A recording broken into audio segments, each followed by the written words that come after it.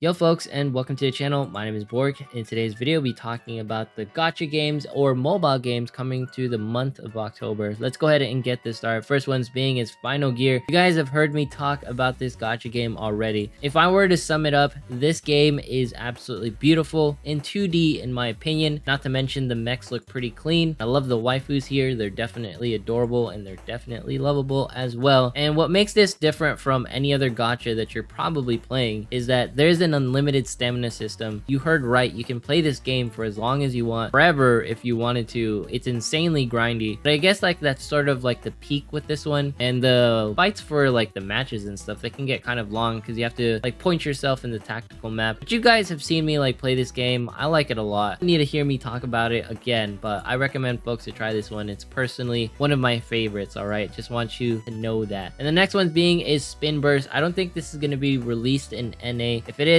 I'll leave links down in the description or at least in my Google spreadsheets in case you guys want to try it. But at the end of the day, this is going to be a Beyblade sort of gacha game of some sort. And I've always wanted to say this. It's going to be a let it rip sort of game, I guess. A Spin Burst right here and everyone's going to, you know, fight with the Beyblades. Honestly, the only reason why I'm covering this game right now is because I just want to say let it rip like that. It's just been a childhood dream and there's an actual purpose to saying it. I feel like I'll never have the chance unless I play with like my little brother. But there's this game. It looks cool and hopefully it's actually entertaining. But let's go ahead and talk about League of Pantheons. When it comes to this one, honestly, it just strikes me as an idle like sort of RPG. Great rates, help summon your ideal heroes. Every hero has his day. I guess there's gonna be like sort of like, you know, like dungeon days where it's like water's good, outsmart your enemies, non-stop looting no matter online or offline. I feel like this might be like an idle heroes-esque sort of game where you just like, hey, you know, you pop in really quick, you collect your resources and you pop off and there's like 20 different game modes. At the end of the day, you're just playing Red Dot Simulator. Who knows? But you know, it's coming out in the month of October hopefully and it looks clean. All right, we were covering this earlier. This is going to be Undead World Survival. It looks pretty cool. Like, I can't lie, like the aesthetics look decent for a 3D like sort of asset game, and in my opinion there's not really like too many like auto runners with zombies in them. And I saw FG play this. To me it just looks like your standard like sort of RPG, nothing too crazy right here. I don't think it's sort of breaking the boundaries as far as like mobile games goes, but I feel like it'll be entertaining in case someone wants to try something different. But at the end of the day, it's just another like sort of zombie game, and I guess it sort of breaks the cycle from all like the different anime stuff. But I know like sort of my audience, and I know you guys like want to see more anime stuff, so I won't cover it too much. I just felt like covering this on the radar because it's a little bit different and it is going to be kind of entertaining for those who like auto runners, a more casual style game. Next one being is going to be Castlecraft World War. I actually like the way like this sort of look, that RTS sort of style, and I covered it last month. And the only reason why we're talking about it again is because like October, it's not really like the month of like gacha games or the month of like mobile games. But at the end of the day, there's not very many like RTS games. Now there is going to be like plenty of tower defense games, but I feel like this is one of the few that looks sort of quality. You can see like the little different soldiers that like sort of pop up from the fields because you like have towers and stuff and everyone's attacking this, that, and the third. Honestly, nothing too exciting. I just wanted to talk about this one because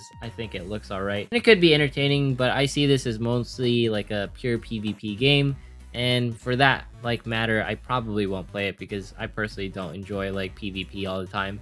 Next one is going to be Botworld Adventure. Now, this one is going to be like more of like your open world RPG. I think you get to actually explore with like different people who's playing this game. There's going to be like real-time battle, which really makes sense. Not to mention, like you can travel between the worlds like we talked about earlier. There's going to be epic loot, I guess, like sort of Diablo style. This is a bot collector. It's different from, you know, your actual hero collector. All the different like cute little bots. I guess this is something to try in case you want like an open world experience on like your mobile phones. I don't know if I'm going to try it. I just wanted to talk about it. I think it looks cute. It looks nice. Next one's being is going to be Blue Archive. Now, what's piquing my interest for this one is if you look at some of like the assets right here, it looks very uncensored. It looks full fidelity. It seems like they aren't skimping out on far as details go, and that is a good sign as far as like, hey, you know, is this game properly going to be ported into EN? And I feel like it is. We'll see how it goes as far as like monetization goes, because, you know, Nexon and all that stuff, it might not be like a no touch whatsoever whatsoever, but I do want to see this game like ported over in English. It's beautiful. It was fun when I was playing it in JP, and there's definitely going to be an audience for it because it really reminds me of like that Azure Lane, sort of Girls Frontline, but Girls Frontline is definitely way more of an active game and you have to like move like your units. It's completely different, but I mean, it's like if something was like, hey, you know, this is an auto RPG, they take like cover between like the different zones. It plays like, you know, it wants to be like an actual RPG where you can move around, but you don't really move around. Like the characters move for you and you just tap their skills whenever you feel like it's, you know, time to use their skills. We'll talk about it in case like, you know, we want to cover it and stuff. And there's gonna be Ragnarok Origin Fantasy Open World Online. What a fantastic name. That just rolls off the tongue, doesn't it? But anyways, this game is just gonna be your open world MMO RPG sort of deal. The thing that stands out for me, I guess you get to be on a mount. You can actually attack on your mount. It looks like you're in some sort of party with like, I think this is like your own like team members. Like it doesn't feel like girl or like people would name themselves Sanji, and they have like these two little icons. I don't know, it looks a little bit too organized. I feel like you're gonna actually have like multiple people in your party as you're exploring the world, and it won't just be by yourself. I think that's why this Ragnarok Online is gonna be different from the others. I would like play the video, but it's like slimes dropping from like cities. Like it makes no sense whatsoever. So I was like, whoever made like this ad, guess they were high. But anyways, here's gonna be like the next hero collector. This is gonna be Mythic Heroes, and if you look at this aesthetic, it looks exactly like AFK Arena in my opinion. What's really interesting though is that it has like sort of like this anime-esque style, and if you look at Lucifer right here, I think like the blatant imagery that you get is Gilgamesh from FGO. Why is Gilgamesh in AFK Arena style game? And you can see here more like hero human based in this one. I guess you're actually fighting like the furries and all like the different animals on this one. I don't mean to say anything like weird. This is like how the combat is gonna look. Very interesting, and you can obviously tell the way they want to differentiate themselves from AFK Arena. Everyone sort of looks the same. They all look like beautiful heroes that you want to be and stuff. Whereas AFK Arena, I felt like it took a little bit more of an abstract approach because each character really leaned toward their characters. But this one, it feels like it's gonna be sort of standard. It doesn't really stick out to me. And as far as it goes, if it's, you know, a competitor to AFK Arena, I'm not sure why you would release this late. I wish you released like, you know, a lot more like beforehand, because I feel like the AFK Arena, you know, sort of team is already kind of established. But there's gonna be plenty of heroes to collect. It looks like all the heroes are sort of based off of like initial gods that already exist. Your standard like 3 skills, and I'm pretty sure like you can't really like change things up too much. And I feel like this is gonna have like an aggressive like sort of dupe system. I don't want to like talk bad about this game. When I look at this game, I'm just like, oh, all right, that's cool. I'll play it if I have space on my phone, and I'll try it, you know what I mean? But I just wanted to cover this one because it is actually going to be one of the better titles, because like this title, Mythic Heroes, Blue Archive, and then Final Gear, they're the ones that like stick out to me. Next one's going to be Elysium Loss right here. When I was watching the video, it just seemed like your generic sort of MMORPG. I just want to cover it in case you guys like sort of want to look into this one. Does it get like my stamp of approval? No. The only ones that get stamp of approval is like, you know, Blue Archive if its monetization isn't terrible, and of course Final Gear. That's like the only two. Mythic Heroes, I feel like you have your work cut out for you because AFK Arena is a very established community. And then the last one is going to be Honkai Star Rail. This has 31,000 followers already. I think that's absolutely insane. And then if I go to the Hoyo lab right here, I guess this is like sort of like a splash page like for it. I guess this is like just MiHoYo in general. Honestly, there's gonna be like more news come October 8th, so it's gonna be relatively soon. I'm pretty hyped for this one. I'm pretty sure it's gonna be great. But yeah, those are gonna be all the different titles. Also, huge shout outs to Milk for helping me out with this list. Without them, I don't think this video is possible. Comb through like Google Play Store, trying to be like, hey, is there like any other like sort of new stuff like going on? Like, is there anything else that like I can cover? And like this month is not the greatest, so we might leak towards like JPKR games, because I feel like that's where like the meat and potatoes are when it comes to like actual like different titles and releases. Hopefully there's gonna be like random hits, another like sort of Final Gear or another like sort of like anime-esque RPG that releases out of nowhere. But I feel like this month might just be a little bit slow. But at the end of the day, we do have some decent titles, because I feel like Blue Archive is pretty fun, and Final Gear is definitely another fun one. But anyways, if you made it this far in today's video, consider subscribing,